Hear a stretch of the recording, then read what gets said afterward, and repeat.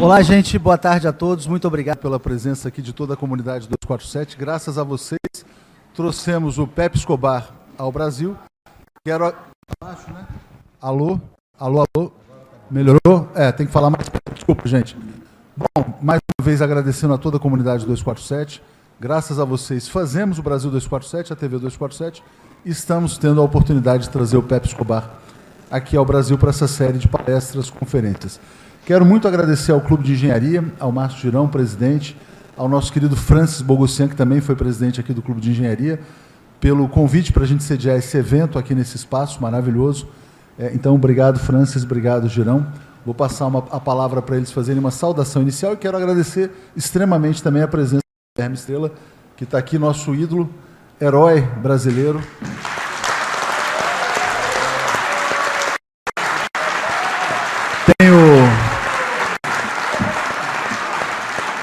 Vocês não têm a ideia de como eu fico feliz quando, de vez em quando, eu recebo algumas mensagens do Guilherme Estrela. Eu falo, pô, será que eu estou merecendo mesmo? Será que eu mereço receber um WhatsApp do Estrela assim? Quando ele comenta algum programa nosso, então, para mim, é um motivo de grande orgulho. E o Roberto Amaral também vai estar aqui conosco daqui a pouquinho. Já já ele sobe aqui. Quero agradecer também ao pessoal do 247 que está aqui. Zapa, Daphne, o André Constantini, todo mundo. Então, obrigado a todos. A gente tem um timaço aqui do 247 também, no Rio de Janeiro. Camila Schock está fotografando e o pessoal está aqui fazendo a filmagem também. Girão, então, queria te passar para fazer uma saudação inicial em nome do clube, Francis, e aí já eu faço uma primeira pergunta para o Pepe fazer a exposição dele. Então, por favor. Okay, obrigado, Leonardo. Bem, pessoal, é um prazer enorme e uma honra muito grande para o Clube de Engenharia receber essas personalidades. Personalidades não apenas nacionais, mas internacionais. O Escobar, por exemplo, especialista em geopolítica, todas as grandes autoridades do mundo inteiro leem os artigos e respeitam. Então, é uma honra muito grande, Escobar, pela primeira vez. Você já tem gostado do que viu, né? Eu queria cumprimentar também a Estrela do Clube de Engenharia, também muito nos honra, uma referência no modelo de desenvolvimento do nosso país. O Estrela no topo desse país, da ciência, tecnologia e inovação, a gente garante que daqui a 4 anos nós teremos um país diferente, um país muito melhor.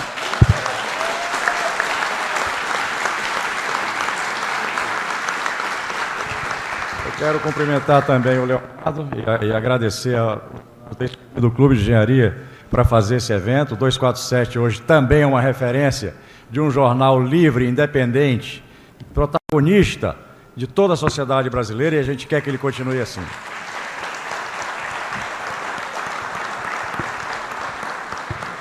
E, por fim, agradecer aqui ao meu inspirador, Francis Bogossian, presidente do clube, eterno presidente, por 2 vezes, levantou o Clube de Engenharia, né?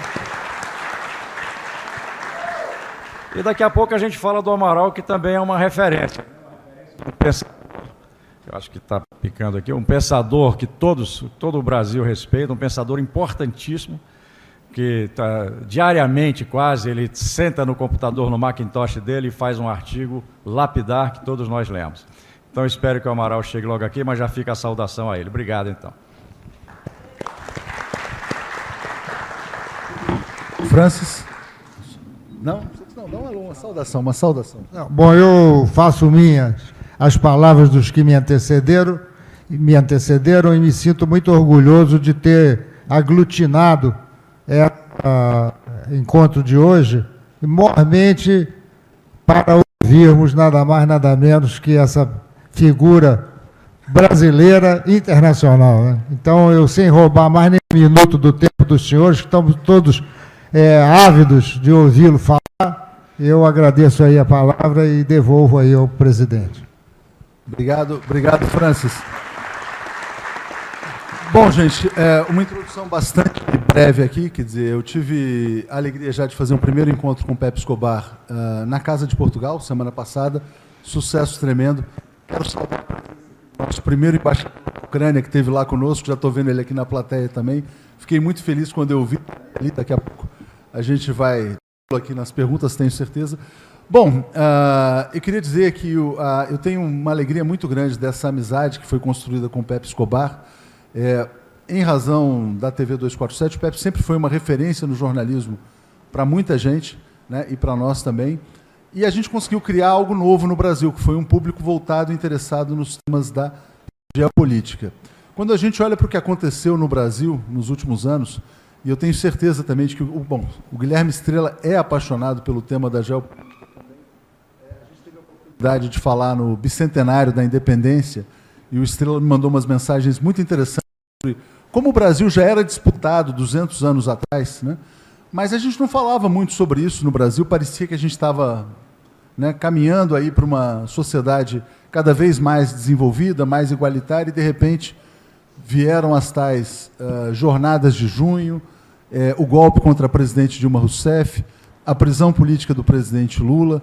Tudo isso foi acontecendo em função de o Brasil ser um dos países mais cobiçados e mais disputados do mundo, né? Ontem houve a condenação da Cristina Kirchner a 6 anos de prisão. Hoje a gente está recebendo notícias de um estado de exceção decretado no Peru. A América Latina é um terreno de permanente disputa, né, as veias abertas aí da América Latina. Nessas conversas com o Pepe Escobar, muitas pessoas foram abrindo os olhos para essa nova realidade que é a formação do mundo multipolar. O Brasil é um ator importante, importantíssimo, mas o Brasil não é uma potência, o Brasil não tem capacidade militar para defender as suas riquezas, os seus recursos. Então o Brasil está sempre ali à mercê dos golpes, né? E quando a gente está achando que a gente está chegando lá, de repente vem o martelo na nossa cabeça. Bom, falamos muito sobre isso ao longo dos últimos anos, né? Acho que a gente faz essas entrevistas no 247 há mais de 4 anos. Eu já fui parado aqui na rua, no Rio de Janeiro, quando a gente fez o encontro em Niterói, algumas pessoas estavam lá em Niterói, e aí eu fui numa livraria, você é aquele cara que faz aquelas conversas lá com o Pepe Escobar? Eu falei, sou eu mesmo, né? Então, o Pepe é um popstar, vocês não têm ideia. Bom, eu vou fazer para o Pepe a mesma pergunta que eu fiz em São Paulo, mas eu vou pedir para ele dar um toque adicional na questão do petróleo, pela presença do Guilherme Estrela, que eu acho que foi um tema que a gente não abordou muito por lá. A pergunta que eu faço a ele é que mundo que o presidente Lula irá encontrar em 1º de janeiro de 2023. Né? Ontem, aliás, a gente teve um outro evento também em São Paulo, na PUC, no Teatro Tuca, com a presença do Celso Amorim, do Reginaldo Nasser. Essa pergunta foi colocada para o Celso Amorim, e o Celso falou, olha, o mundo de hoje é muito mais complexo do que o mundo de 20 anos atrás. Lá atrás, as regras eram mais estáveis, mais previsíveis. Hoje, a gente está vivendo uma situação de caos e de clivagem entre as grandes potências. Então, a pergunta para o Pepe é essa, o mundo que o presidente Lula encontra. O Celso falou também da visita recente do Jake Sullivan, que é o assessor de segurança do governo Biden, falou como é que se deu esse encontro. Mas eu peço para o Pepe tentar colocar a questão do petróleo, porque no nosso entendimento, eu falei isso várias vezes com Estrela também, eu acho que o petróleo explica boa parte do que aconteceu no Brasil nos últimos anos. Golpe de Estado, prisão do Lula. E o Lula tomou muito consciência disso, na prisão leu muito e chegou a falar exatamente isso também, que o petróleo explica boa parte do que se deu no Brasil. Então, com vocês, Pepe Escobar, e só dizendo que, evidentemente, todos vão ter espaço para fazer perguntas, caso queiram, no final. Pepe, bem-vindo aqui ao Clube de Engenharia. Obrigado. Obrigado. Obrigado ao Clube de Engenharia, é uma honra, é um enorme prazer, especialmente eu voltar ao Rio de Janeiro, acho que mais de 4 anos, a última vez que eu estive aqui, mais de 4 anos, e embora eu seja paulistano, eu passei os mais belos dias como teenager, como adolescente, no Rio de Janeiro. Então, voltar aqui, para mim, é sempre... É um Back to the Future, o filme, mas na vida real. Né? Então, muito obrigado pelo convite. Para mim, é muito...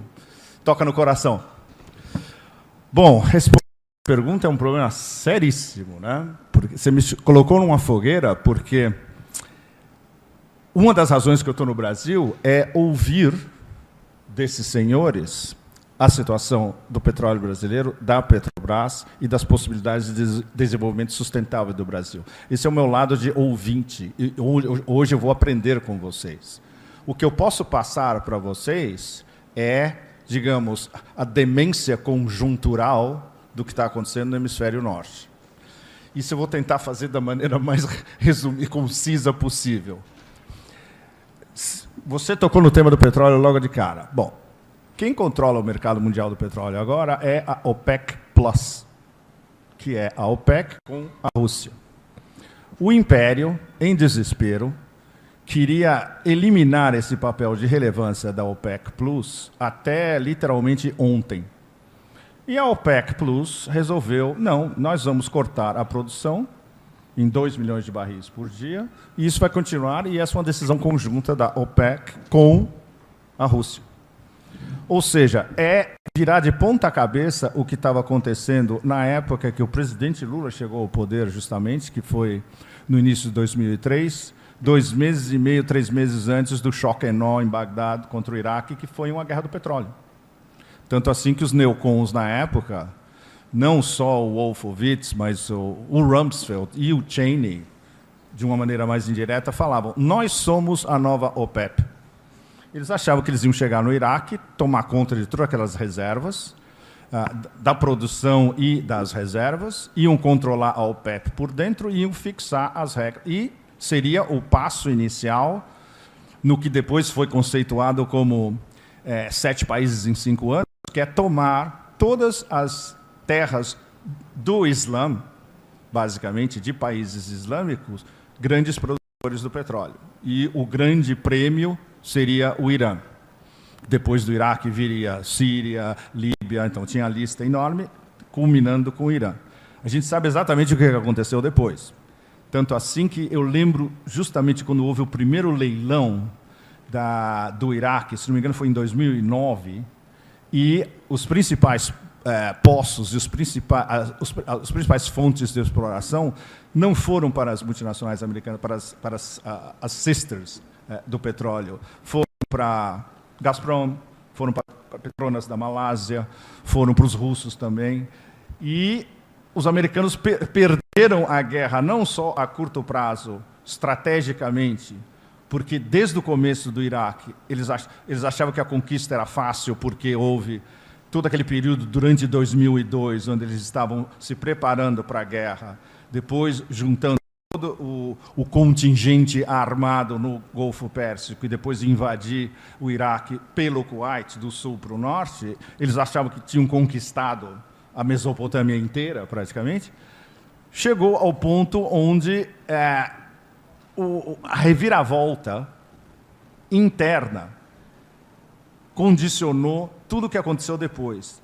Desde o começo, eles começaram a enfrentar 2 guerrilhas separadas, que é uma coisa que jamais aqueles estrategistas na verdade, de escritórios de ar-condicionado em Washington podiam imaginar. Eles estavam enfrentando não só uma guerrilha urbana sunita, no que a gente chamava de Triângulo da Morte, que era Ramadi, Fallujah e Bagdad, sheiks, alguns ligados ao petróleo, outros não, mas nacionalistas iraquianos. E eu tive muita sorte, porque eu tive a oportunidade de ser convidado por eles para visitá-los, porque eles sabiam que eu não era americano, primeiro de tudo. Eu escrevi para um jornal da Ásia, eles achavam, ele escreve para os chineses, super legal. Eles me recebiam e me contavam como eles estavam organizando a guerrilha contra os americanos. E depois a guerrilha xiita também, que era uma guerrilha muito mais sofisticada e que chegou em 2004 a um ponto crucial onde dava para nós vermos como o Império já tinha perdido definitivamente a sua guerra do petróleo no Iraque, quando houve o Muqtada al-Sadr, que era um dos líderes do Xiita, foi encurralado em Najaf, em Karbala, e o Ayatollah Sistani, que é a grande autoridade xiita no Iraque, basicamente peitou os americanos e falava: bom, se vocês quiserem capturar o Muqtada, vocês vão ter que vir aqui e vocês vão ter que me pegar primeiro. E o Império recuou e, a partir daí, perdeu essa guerra. Isso condicionou tudo o que veio depois, mas eles achavam que teriam outras possibilidades, como, por exemplo, a Líbia, que foi uma guerra também unilateral, inventada, legitimada pelas Nações Unidas, votada pelas Nações Unidas em cima de uma legislação espúria, qualificada como responsabilidade de proteger, R2P, Responsibility to Protect, que foi inventada pelos americanos para legitimar uma guerra unilateral, basicamente dizendo que o Gaddafi estava pronto para preparar um genocídio contra o leste da Líbia. Opa, pausa. Só para chamar o Roberto Amaral aqui para compor a mesa conosco aqui. Bem-vindo, Roberto Amaral, por favor.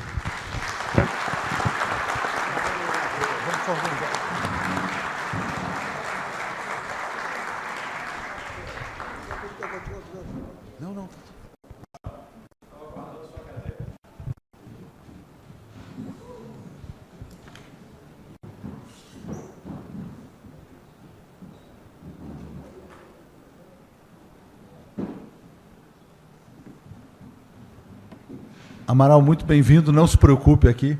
O Pepe Escobar estava começando a fazer sua explanação sobre o mundo que o presidente Lula encontra a partir de 1º de janeiro de 2023, mas também falando sobre esses últimos 20 anos e as guerras que tiveram como pano de fundo a questão do petróleo. Obrigado, bem-vindo e mais uma vez, então passando a palavra aqui para o Pepe. Obrigado, Pepe. Bom, a gente estava na Líbia, né? Você estava falando da Líbia. Pois é, a Líbia, o que eles conseguiram? Eles não conseguiram petróleo, eles conseguiram destruir um país africano que funcionava e que tinha o maior PIB per capita da África e que acolhia trabalhadores do sub-Sahara africano, negros, que chegavam na Líbia, se eram qualificados, eles tinham emprego, moradia, bons salários, pensões, etc. e tal. E a Líbia funcionava como uma espécie de, não um cordão sanitário, mas como uma espécie de filtro anti-imigração massiva da África pelo Mediterrâneo, especialmente para o sul da Europa.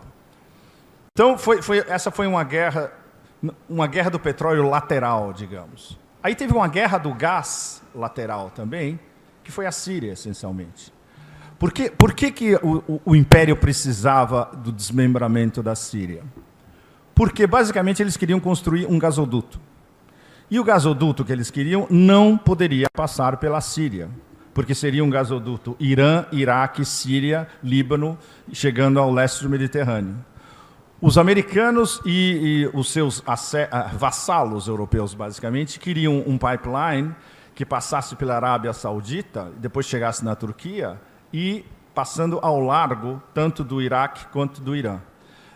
E saindo justamente do Catar, que divide o maior poço de gás do reservas de gás do planeta com o Irã. O campo de South Pars e o North Field. Vocês conhecem muito melhor do que eu. Então, foi uma guerra do gás que deu errado, porque virou uma guerra por procuração do Império contra os russos, porque os russos chegaram em 2015, foram ajudar o seu cliente tradicional sírio e viraram a guerra de ponta cabeça, e o pretexto americano, que era uma guerra contra o terror, contra uma criação deles mesmos, que é o Exército Islâmico, é sempre bom lembrar para todo mundo, a liderança do Exército Islâmico surgiu num campo de refugiados concentração no sul do Iraque, perto da fronteira do Kuwait, que chamava Camp Baka. Foi lá que os líderes do exército islâmico se organizaram entre eles, criaram um exército islâmico e, unidos com generais e capitães e coronéis do exército do Saddam, que eram nacionalistas iraquianos e alguns com vertentes jihadistas, digamos assim. Então, todas essas guerras que eles provocaram por energia deram absolutamente errado. O principal, que é o grande prêmio, que seria o grande prêmio para o Império desde logo depois do início da guerra contra o terror, que era o Irã, eles foram obrigados, durante a administração Obama, a fazer um deal, na verdade, a longo prazo com o Irã, sob o pretexto do acordo nuclear, o JCPOA. Eu cobri em Viena essas negociações, e era um negócio absolutamente kafkiano, porque os americanos não conversavam com os iranianos diretamente, passava pelos europeus e os russos que estavam na mesa também. Então, os europeus e os russos na mesa discutiam com os iranianos, passavam para os americanos respondiam. Era um negócio completamente absurdo, porque não tinha diálogo direto entre eles. E, no fundo, eles queriam uma maneira de domar o Irã através desse acordo nuclear. Todo mundo sabia que o Irã não queria uma bomba nuclear, porque o Ayatollah Khamenei, ele mesmo, tinha lançado uma fátua dizendo que armas nucleares são anti-islâmicas. Eles queriam desenvolvimento de energia nuclear para fins pacíficos no Irã, o que é absolutamente legal. Então, os americanos conseguiram, entre aspas, o acordo nuclear no último minuto por pressão dos chineses e dos russos que disseram para eles, olha, vocês vão sair com o rabo entre as pernas porque o Irã não vai assinar o que vocês querem, que é um acordo que vai muito além do que seria uma contenção do programa nuclear, e vocês querem, inclusive, legislar a fabricação de mísseis iranianos. Eles têm todo o direito de fabricar seus próprios mísseis.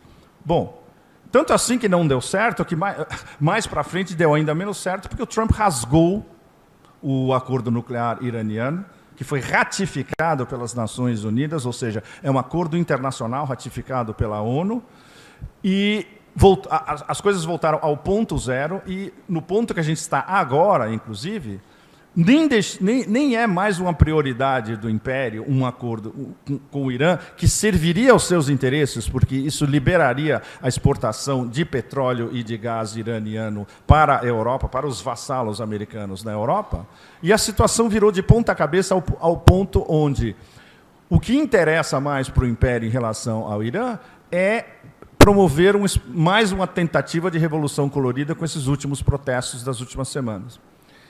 Então toda a estratégia, entre aspas, de guerras de energia do Império foi completamente subvertida pela Realpolitik, pela realidade, pela articulação de diversos atores do sul global, desde sheiks do Iraque até a nova liderança iraniana, que é uma liderança pan-euro-asiática, que não era antes. Eles estavam tentando um acordo com os americanos. Por exemplo, o ex-ministro das Relações Exteriores iraniano, Zarif, ele era digamos, um iraniano atlanticista disfarçado. Ele queria um acordo com o Ocidente, muito mais do que o próprio Ayatollah Khamenei, que desde o começo falou, eu não acredito nesses caras. E ele tinha razão. Ele já sabia o que os russos aprenderam depois, que o Império é o que se chama uma potência adversa a acordos. Non-agreement capable, incapaz de respeitar qualquer acordo. Tem vários exemplos. O mais óbvio dos últimos anos é como o Trump destruiu o JCPOA, o acordo nuclear. E agora a gente chega num ponto onde o que era praticamente impensável há alguns meses apenas, talvez há 3 ou 4 meses atrás, ninguém pensava nisso. Os Estados Unidos vão praticamente pedir à Arábia Saudita que aumentem a produção de petróleo, que para eles é absolutamente essencial. E o Mohammed bin Salman, nós chamamos de MBS, simplesmente ergueu um dedo para o Império e falou, não, dessa vez não. E foi pela primeira vez desde o famoso acordo americano e saudita de controle do mercado de petróleo, da imposição do petrodólar como a moeda de câmbio de energia global. E o que a gente vários analistas vinham especulando durante anos, no dia que ruir o petrodólar, rui o Império de um dia literalmente para o outro. E a gente está chegando quase a esse ponto. O que me leva ao que vai acontecer daqui a 2 dias, em Riad. Adivinha quem vai chegar em Riad sexta-feira para conversar cara a cara com os árabes numa cúpula China-Arábia, mas basicamente uma cúpula Pequim-Riad. Xi Jinping. Apenas. Daqui a 2 dias ele vai estar lançando as bases para, num futuro não muito remoto, que a gente achava que ia ser no meio do século, mas que pode ser daqui a 2, 3, 4 anos, por exemplo. Ele chega, manda uma delegação chinesa para Riad e fala, bom, a partir de agora eu compro toda a energia que vocês quiserem me vender, mas eu pago em yuan. Vai ser o advento do Petro-Yuan, e o advento do Petro-Yuan vai ser definitivamente a pedra filosofal do início, do fim da dominação imperial. Então a gente está nesse ponto, para vocês terem ideia de quão séria é a situação. Então eu lanço isso aqui como uma introdução, porque agora eu quero ouvir dos nossos mestres como o Brasil se insere nessa nova relação internacional de mercado de energia e como talvez o Brasil pudesse ser membro da OPEC+. Ou se isso é uma possibilidade plausível, ou se é um sonho impossível, ou se o Brasil tem condições, como grande produtor de energia, de também ditar como funciona o mercado internacional de energia.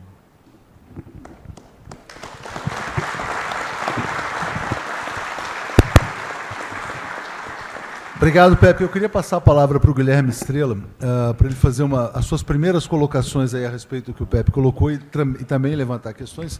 E só trazendo uma informação importante, de agora a pouco, o presidente do Peru foi preso, né? Então, o Pedro Castilho foi preso.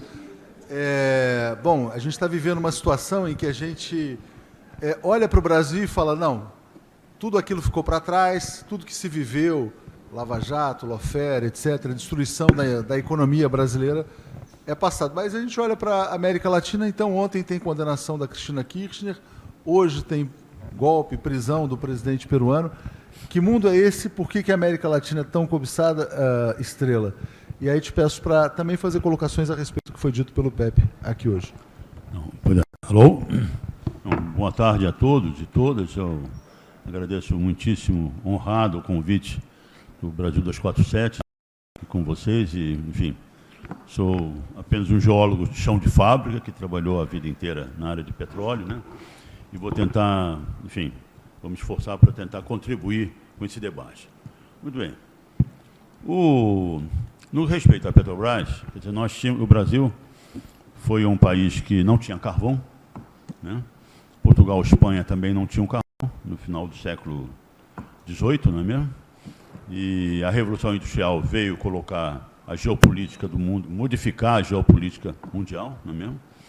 Então, os dois polos mundiais que existiam até então, que já estavam cambaleantes também, pelo menos na área ocidental, Espanha e Portugal colapsaram com a primeira Revolução Industrial, né? Aliás, é interessante, é o seguinte, a importância geopolítica no Brasil, no território, pelas nossas riquezas, ela se fez presente antes do Brasil ser Brasil. O nosso território hoje, território nacional, foi dividido entre as duas potências mundiais pelo Tratado de Tordesilhas, não é mesmo? Em 1490 e poucos. 94, né?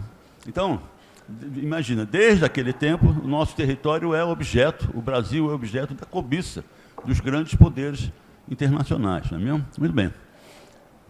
Não tínhamos carvão, nem em Portugal, nem em Espanha um pouquinho. Não perdemos a corrida industrial, a primeira Revolução Industrial.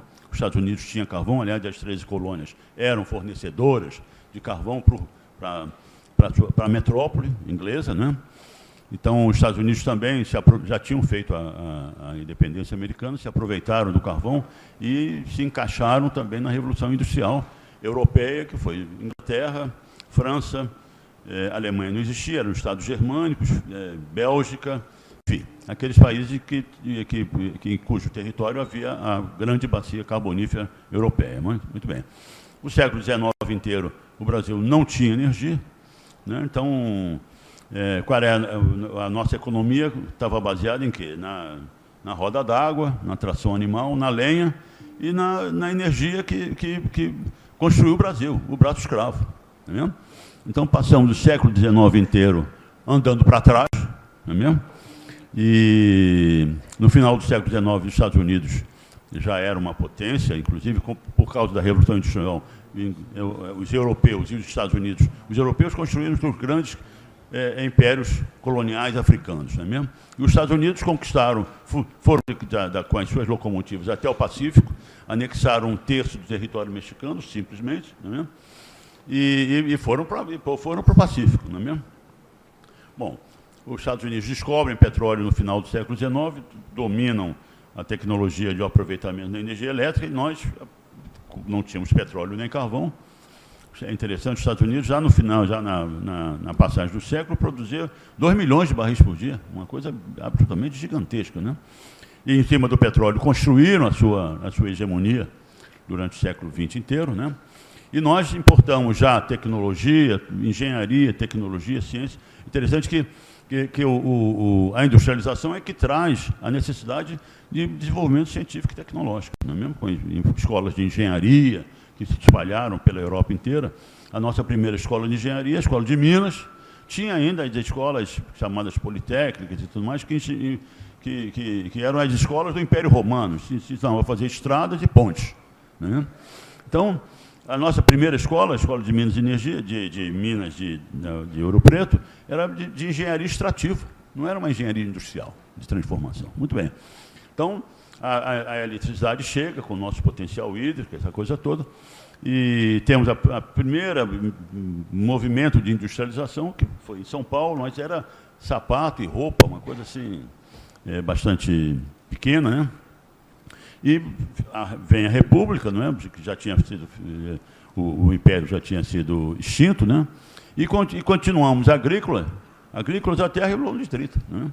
Aliás, a Revolução de 30, também como o Brasil sempre refletindo o contexto mundial, a Revolução de 30 é produto da crise de 29, da Bolsa de Nova York, onde o poder brasileiro, que era um poder agrário, completamente agrário, ficou sem nenhuma base financeira, né? Getúlio, inclusive, assumiu e mandou queimar os estoques de café, para, de alguma forma, manter o mercado de café, o preço do café internacional para a sobrevivência. Né? E o Getúlio traz, aí é que foi a grande... Eu vou ser rápido, mas é só para cair no petróleo. Né? O Getúlio traz a energia como base de industrialização. Água primeiro, depois petróleo, com o CNP em 37, né? E descobrimos o primeiro campo, que foi Candeias, na Bahia, em 1941, e começamos a produzir petróleo, com o Conselho Nacional de Petróleo. Muito bem. E aí acaba, é interessante, foi um movimento de construção da soberania nacional. Não há dúvida que o Getúlio traz isso e a energia na sua essência, né? da soberania nacional. Né? Então, é interessante que a Alemanha assina a rendição incondicional em maio de 45, o Japão assina a rendição incondicional em setembro de 45, e em novembro Getúlio cai. Né? E a Constituição de 37, que era uma Constituição de uma ditadura, certamente, né? Mas era uma Constituição nacionalista, que preservava as riquezas estratégicas brasileiras para o Estado Nacional brasileiro, a Constituição de 47 retoma... Hein? 37. Desculpe, de 37. Não, a polaquinha de 37, mas a Constituição de 46, com a queda de Getúlio, né, retoma a Constituição de 88, de 89, lá, 91, que foi a primeira Revolução, né, abrindo todo o subsolo brasileiro ao interesse privado. Muito bem. Começa o movimento Petróleo é Nosso, e o Getúlio retorna pelo voto em 1950, não é mesmo? E o movimento Petróleo é Nosso nas ruas, né? E ele envia ao Congresso um projeto de criação de uma empresa petrolífera do Estado brasileiro, mas não monopolista, interessante. O Congresso é que modifica, o deputado paulista lá, você se lembra o nome? Não, foi o Bilac Pinto de Minas. Hein? Acho que foi o Bilac Pinto. Não foi o Bilac Pinto, não. Mas, enfim. Hein? Muito bem. E aí ele introduz o monopólio estatal, é aprovado, e a Petrobras é fundada em 53, começa a trabalhar, a operar mesmo em 54. Coincidentemente, o Getúlio se mata em 54. Então, é impossível que a gente retire dessa história, né, que nada foi coincidente. Isso foi tudo uma ação do grande poder internacional, sempre de olho no Brasil.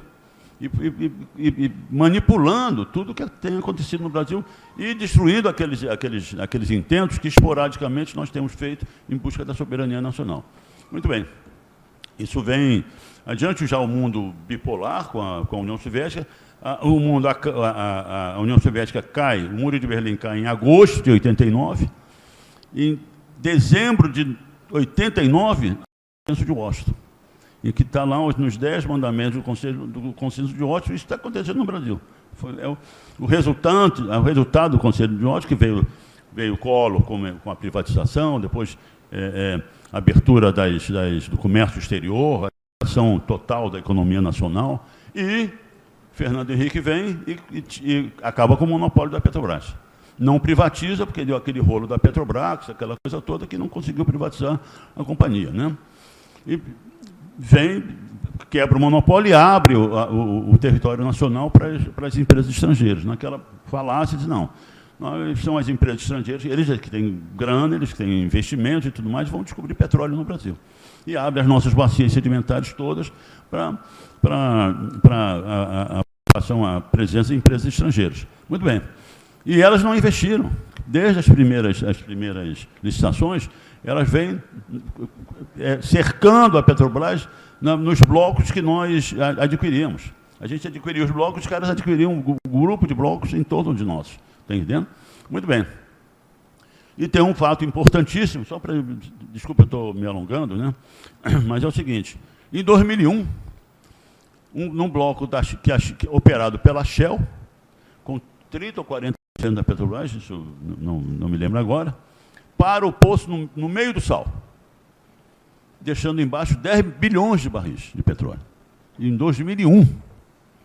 Aí a gente pergunta, caramba, os estudos que davam as costas geradoras do petróleo brasileiro, na costa leste brasileira, já estavam definidos que era embaixo do sal, estavam abaixo, depois do sal. Como é que a empresa, a Petrobras, ela concorda com que a Shell devolva o bloco e não assuma a propriedade integral do bloco e continue a perfurar o sal e descubra petróleo? Aí que está. E aí vem as decisões políticas, aí que entra o Pepe Escobar com a história dele. As decisões políticas. A decisão de parar, de acompanhar a Shell e interromper a perfuração e devolver o bloco foi uma decisão política. A Petrobras, naquela época, já na época do Fernando Henrique, já estava sendo transformado no que é hoje, que é um fundo de investimento no setor petróleo. Não é uma empresa petrolífera. Não é mesmo? Então, o pessoal disse, não, mas se a Shell parou, é porque isso não vai dar lucro. Inclusive a Shell dizia, não, está muito difícil, essa coisa toda, não. Mesmo que descobramos os volumes imensos embaixo do sal, não vamos ter lucro. E a Petrobras o bloco foi devolvido. Então, aí é que entra a importância da vitória de um grupo de partidos contrário àquele projeto de submissão da soberania nacional a interesses estrangeiros, e diz para a gente, constitui a nova diretoria da companhia, e diz para a gente, olha, a Petrobras assuma a sua responsabilidade como empresa estatal brasileira de descobrir petróleo no Brasil. Essa é a missão da companhia. Não só essa, tem uma missão também social, como empresa estatal, em todo o território nacional, e foi assim que viemos a descobrir o pré-sal, despendendo no primeiro poço 220 milhões de dólares. Uma coisa, porque o primeiro poço nós transformamos num projeto de pesquisa, junto com o SEMPES, para a gente atravessar o sal, que é difícil perfurar o sal, e descobrimos o pré-sal no Brasil. Aí entra novamente a atenção mundial sobre o território nacional, porque descobre-se o pré-sal, 3 meses depois, por coincidência, os Estados Unidos reativa a 4ª Frota do Atlântico Sul. Isso é uma sinalização direta, né? Aliás, eu vou abrir aqui um parênteses muito rápido, sabe, Pepe? O Iraque foi invadido em 2003 por causa da Petrobras. Você sabia disso? Não. Pois é, por causa da Petrobras. Porque em 1976, a Petrobras descobriu um dos maiores campos do mundo no Iraque, o campo de Majnun. Foi descoberto pela Petrobras. Então, o Iraque, né, foi invadido por causa de Majnun, porque o governo iraquiano nos chamou lá e disse, olha, a reserva é muito grande, então é uma reserva estratégica iraquiana. Vocês não vão poder produzir Majnun. Então, nós vamos tomar conta da concessão, né, e vamos guardar isso como reserva estratégica. Porque Majnun ia produzir 2,5 milhões de barris por dia, era quanto o Iraque já produzia. E o governo iraquiano nos disse, na mesa lá, disse, olha, o Majnun vai produzir o que o Iraque produz hoje. Não é possível que isso fique numa empresa estrangeira, ainda que num país amigo, a estatal de um país amigo, mas nós não temos condições políticas, porque isso é soberania nacional iraquiana. E assinamos lá, e foi tudo, os nossos dispêndios foram ressarcidos, tudo mais. Muito bem. E aí, com a descoberta do pré-sal, quer dizer, o Brasil atinge, que é o 5º país do mundo em área imersa, é o 4º na área, a gente colocando a Amazônia Azul, né? Temos a maior floresta equatorial do planeta no nosso território, num território nacional só. Temos 2 dos maiores aquíferos subterrâneos, Alter do Chão e Guarani. Temos uma grande riqueza mineral, uma das maiores províncias minerais do planeta é Carajás, como todos nós sabemos, né? Somos o país mais bem servido em recursos hídricos de superfície, nas bacias fluviais, as nossas bacias hidrográficas, né? Somos um grande produtor de alimentos, seremos o maior produtor de alimentos no mundo ao longo desse século, né? Enfim, e somos um país absolutamente diferenciado, mas que não tinha energia. Não tinha energia, era sempre... Porque uma coisa é você ter um projeto de desenvolvimento nacional, por exemplo, com a Bacia de Campos, que você descobria hoje, mas amanhã não descobria. Então, para incentivar investimentos industriais, o próprio industrial ele quer uma perspectiva de longo prazo. Tá entendendo? De 20 anos, aí ele investe. Não é mesmo? Então, isso que o pré-sal veio dar. O pré-sal veio dar ao Brasil a possibilidade da energia ser efetivamente a grande condutora de um projeto nacional desenvolvimentista, né, autônomo, porque a visão de longo prazo, de 30 a 40 anos adiante. Não é mesmo? E os bancos sabiam disso, emprestavam, não havia nenhum tipo de problema de a Petrobras adquirir empréstimos financeiros e a base financeira, porque o banco primeiro o banco empresta para você pagar. Ele estuda o teu poderio de pagamento para emprestar. E o pré-sal é uma coisa absolutamente extraordinária. Né? Muito bem. E aí já estou encaminhando para o final para também fazer uma pergunta ao Pepe. Né? É o seguinte, surge, como você falou, surge a guerra Rússia-Ucrânia, as coisas se modificam, e a primeira vez que eu ouvi foi através do professor Márcio Postman, a possibilidade concreta de ser instalada uma nova era, uma nova etapa multipolar, de multipolaridade geopolítica global. Né? E o professor Postman disse o seguinte, os grandes beneficiários dessa fase multipolar serão os países maiores territorialmente, de melhor mercado interno, com melhores fontes e mais ricas fontes estratégicas naturais, né, em seu território, inclusive energia, não é mesmo? E aí o Márcio Postman, ele desenha o manequim, que é um manequim do Brasil. Então, a grande oportunidade brasileira para enfrentar esse século, né, num mundo multipolar. Aí é que é a minha pergunta. Né? Muito bem, o Pepe disse o seguinte, o império não respeita limites. Né? Então, é claro que tudo isso que aconteceu após o golpe, antes do golpe, com a Operação Lava Jato, que além de punir corruptos, também destruiu a empresa brasileira, não é mesmo? Isso tudo é um plano, tudo preparado pelo Departamento de Justiça norte-americano, isso aí é absolutamente inequívoco, não é mesmo? Muito bem, então, dão o golpe de Estado, como é reconhecido pelo Supremo Tribunal, e instalam um governo de ocupação estrangeira. Nós estamos num governo de ocupação estrangeira, não é mesmo? Um governo de que ele destruiu, são já de 2018 até agora, são 4 mais 2, 6 anos, destruíram a soberania nacional. Venderam, desnacionalizaram a economia brasileira. Eles estão completando, né, o projeto de submissão total do Brasil a esse polo colapsante, hegemônico que vai lutar contra a multipolaridade. Então, eu vejo que temos duas vem as eleições desse ano, e o povo brasileiro diz, não, nós não concordamos com esse projeto de Brasil. Não é mesmo? Isso foi a grande decisão dessas eleições. É o seguinte, o povo brasileiro disse, não concorda com esse projeto de Brasil. Então, esse é o nosso desafio. Como é que nós vamos, para atender a decisão do povo brasileiro, como é que nós vamos enfrentar isso? Né? Mas não basta a nossa vontade. Aí é que entra o Pepe. Né? Por quê?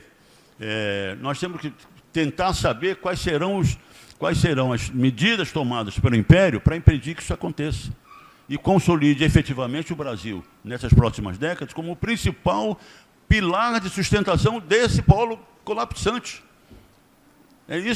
Nós temos dois caminhos, temos que escolher 2 caminhos que não são miscíveis. Eles não podem conviver um com o outro. Eles são excludentes entre si. Ou é um país soberano, ou é um país com a nossa submissão rastejante para nós nos transformarmos no principal polo, na permanência desse principal polo de geopolítica mundial representado pelos Estados Unidos. Enquanto a nossa grande oportunidade como país, como disse o professor Postman, é inclusive não só participar de um mundo multipolar com soberania, mas também como país aglutinador de outros países na formação de um outro polo multipolar. E na nossa posição na América Latina é fundamental para isso. O governo Lula estabeleceu relações extremamente cordiais com os outros povos latino-americanos, com a vantagem de América Latina, ela teve fácil, como os Estados Unidos têm, que é uma vantagem enorme, fácil para os dois oceanos, para o Pacífico e para o Atlântico. Então, essa é a grande oportunidade brasileira. Então, o que esse polo, que já está atuando no Peru, né, já deram um golpe no Peru, já ontem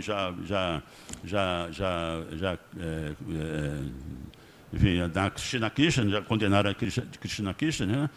E agora se aproxima do Brasil, essa coisa toda, depois de ter feito o que eles fizeram. O que é que nós vamos enfrentar daqui para frente para efetivamente termos um governo que reflita a vontade do povo brasileiro e recupere não só a Petrobras, mas totalmente a soberania nacional para efetivamente nos beneficiarmos dessa nova base multipolar que está na nossa frente. Era isso. Obrigado, Estrela.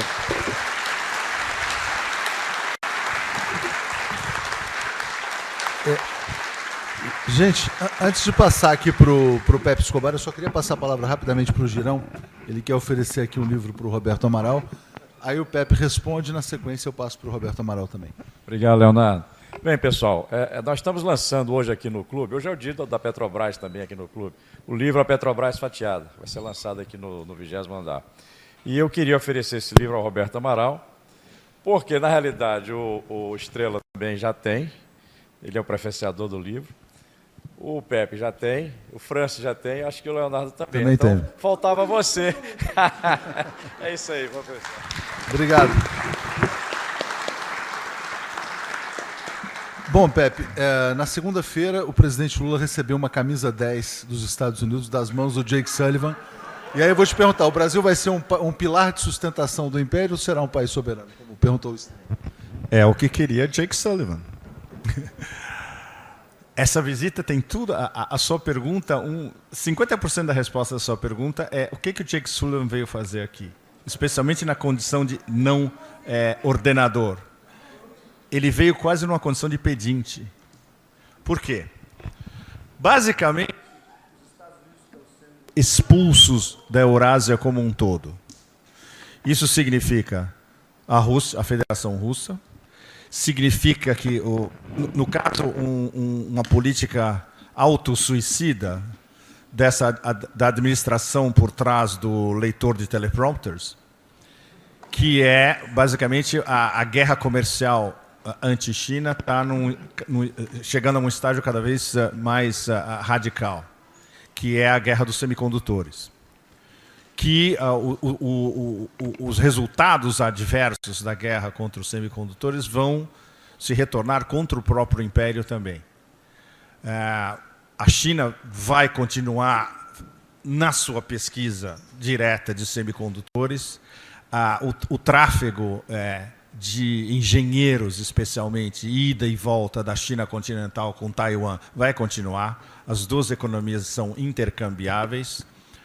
O desespero americano está chegando a um ponto tão grande onde já existem think tanks nos Estados Unidos dizendo que os Estados Unidos jamais aceitariam uma unificação de Taiwan com a China, ao ponto que eles seriam capazes de bombardear a TSMC e destruir a TSMC para impedir que a China possa se aproveitar do know-how de semicondutores da TSMC, que é a principal do planeta. Então, estão perdendo a Eurásia, já perderam o Irã. A interligação de parcerias estratégicas, que é um dos temas principais desses últimos anos, entre China, Irã e Rússia, é cada vez mais séria e está se extrapolando de uma maneira institucional também, através da Organização de Cooperação de Xangai e dentro dos BRICS Plus, que aí é onde o Brasil, sob o presidente Lula, vai ter um papel fundamental, que a partir do ano que vem, a decisão tanto de China quanto de Rússia de expandir os BRICS já foi tomada. O Brasil está a par, o Lula vai estar a par e o Lula vai ser um dos personagens na hora que os BRICS sentarem à mesa para decidir como nós vamos expandir, quem são os primeiros a ser admitidos e como nós vamos admitir representantes de cada um dos continentes que podem funcionar como aglutinadores e chamar outros. Por exemplo, entrando a Argentina na primeira leva, tem Argélia, Argentina e Irã na primeira leva. Na segunda leva, vai ter outros do oeste da Ásia ou do Oriente Médio. E no caso da Argentina, vai ter a famosa leva sul-americana, que tem 6 candidatos da América do Sul para entrar na segunda ou na terceira leva dos BRICS Plus. Ou seja, a aglutinação dos BRICS Plus vai ser por continente, por blocos, e eles vão se interligar entre eles. Conceitualmente, para vocês verem como os russos sempre pensam antes, no Valdai Club, que é o principal think tank russo, os caras já estavam discutindo BRICS Plus há 4 ou 5 anos atrás. Ninguém estava falando sobre isso há 4, 5 anos atrás. Eles já estavam conceitualizando, e o modelo conceitual que eles chegaram é esse. O ideal seria fazer uma união via blocos já existentes. Por exemplo, representantes do Mercosul, Brasil e Argentina, vão chamar outros do Mercosul, e outros da América do Sul. Entrando, por exemplo, um representante do Sudeste da Ásia, no caso a Indonésia, talvez na segunda leva, vai chamar os outros da ASEAN, Associação de Países do Sudeste da Ásia. E assim, a Ásia Central também. Entra o Cazaquistão, chama os outros da Ásia Central. Então, essa constituição do BRICS Plus como, digamos, informalmente o novo G20 que realmente conta, o G20 que realmente vai contar vai ser o BRICS expandido. O G20, como a gente conhece hoje, morreu no mês passado. Eu acompanhei de perto. Morreu em Bali. E morreu por causa de uma votação. Eu falei em São Paulo, tenho que falar isso aqui, ainda que seja super rapidamente. Por que o G20 morreu? Porque os anglo-saxões e as suas colônias, Japão e Coreia do Sul, chegaram a Bali o mês passado, basicamente para raptar o G20 e condenar a Rússia. Era o esboço da redação, a redação final do comunicado. Não era nem um comunicado oficial, seria um simples comunicado do G20, era basicamente a condenação da Rússia. Os indonésios, com toda a sua extrema polidez e sofisticação cultural e uma qualidade de não confrontação e de verdadeiros diplomatas, eles falaram, de jeito nenhum, isso aqui, nós somos os anfitriões e nós vamos interferir para que isso seja algo não confrontacional e uma solução diplomática, um comunicado diplomático, não um comunicado de guerra, um comunicado legitimando uma guerra híbrida contra a Rússia. E a China, desde o começo, falou, se for isso aqui, a gente não assina. Então, a guerra dos bastidores em Bali, de 2 dias, foi um negócio absolutamente brutal, segundo os diplomatas que estavam lá e passaram essas informações para a gente. Estava dividido mais ou menos de 10 a 10. E o 10 do Ocidente é porque estava a União Europeia. Estava aquela tóxica Ursula von der Leyen representando a União Europeia, e ela tem muito mais poder do que todas as nações europeias individualmente. Então, na verdade, eram os representantes americanos, os ingleses e a Úrsula contra o resto, no fundo. O Japão e a Coreia do Sul assinavam, não têm vontade própria, não são soberanos, e entre os 10 diziam não, inclusive até por omissão, o Brasil estava representado pelo França, né, o embaixador. Absolutamente invisível, mas pelo menos ele não votou junto com o G10 ocidental. Então, essa foi a morte, porque no final você lê a declaração, não há uma condenação explícita da Rússia, existe uma condenação da guerra da Ucrânia, o que é extremamente vago e pode ser interpretado de todas as maneiras. Mas foi pela primeira vez numa organização institucional e numa cúpula de uma visibilidade global, todo mundo focando e olhando, o Sul global basicamente chegou e falou para o Norte global, acabou. A partir de agora, nós temos voz e nós vamos deixar a nossa voz impressa num comunicado do G20. Então, esse G20, como a gente já conhece, já morreu. Então, as decisões importantes a partir de agora, de integração, de conectividade, de comércio internacional, vão ser no âmbito das novas instituições, entre os quais se inclui os BRICS, mas entra a Organização de Cooperação de Xangai, entra as rotas da seda chinesas, das quais o Brasil faz parte. O Brasil é um partner das rotas da seda, do Belt and Road Initiative. E, por exemplo, A gente pode até sonhar dos chineses desembarcarem aqui, ok, nós vamos construir um sistema de high-speed rail no Brasil. Pois é, o Lula teria condições, em suas discussões de alto nível com o Xi Jinping, claro, o Xi Jinping, a semana seguinte, manda todas as companhias chinesas para o Brasil fazer deals para, ok, vamos fazer uma rede high-speed rail no Brasil. É possível. A partir de agora, não é um delírio absoluto. O fato de que a Rússia e a China estão na vanguarda, eles se qualificam como o sul global, embora no caso da China, a gente já sabe, já é a principal potência econômica do planeta por paridade de poder de compra. Ou seja, o número 1 ator comercial do planeta é a China, que é o principal parceiro de comercial da maioria absoluta dos países do mundo. Então isso vai mudar completamente a configuração internacional. E é aí que entra o papel, a partir de agora, do Brasil, nessa oportunidade histórica absolutamente única, de ser protagonista. E esperamos, porque o fundamental para você ser protagonista é você ser soberano. Por que a Rússia, a China e o Irã são protagonistas? Porque os três são soberanos e exercem soberania. E o império os teme porque eles não podem dobrar os três com revoluções coloridas ou com tentativas de revolução colorida, como eles estão tentando no Irã agora pela 20ª vez. Ou na China dizendo que existe o famoso assassinato em massa dos uigures. Ou na Rússia atacando as borderlands ocidentais da Rússia via essa guerra de procuração da OTAN contra a Rússia na Ucrânia. Mas você não dobra soberanos dessa maneira, e você não dobra soberanos de uma maneira militar. O Brasil, a vulnerabilidade do Brasil é que o Brasil está no mesmo continente da doutrina Monroe. E isso, do ponto de vista das americanas, é anátema permitir que o Brasil seja um protagonista do mundo multipolar e um dos líderes dos BRICS+. Essa, na minha opinião, essa vai ser a luta frontal do governo Lula. Como driblar as ofensivas de charme que vão vir, com o Jake Sullivan trazendo camisa das 10 da seleção americana, até coisas muito mais sérias ou pressões subterrâneas que vão ser extremamente barra pesada. E, ao mesmo tempo, driblar e não antagonizar o império de frente, mas, ao mesmo tempo, por exemplo, o que vai acontecer? Outra coisa que vai acontecer nessa sexta-feira, junto com o Xi Jinping chegando em Riad. Vai ter uma cúpula econômica da União Econômica Euroasiática. O que eles vão estar discutindo? A nova moeda que vai passar ao largo do dólar, que vai ser uma moeda baseada fundamentalmente em commodities, talvez em ouro, talvez digital, como quer o Putin, e o Putin vai, para ouvir diretamente do pessoal da União Econômica Euroasiática, dos quais o líder que está coordenando a formação dessa nova moeda é o Sergei Glaziev, que é um dos grandes economistas mundiais e que foi nomeado pelo Putin para ser o ministro de macrotecnologia, de macroeconomia da União Econômica Euroasiática.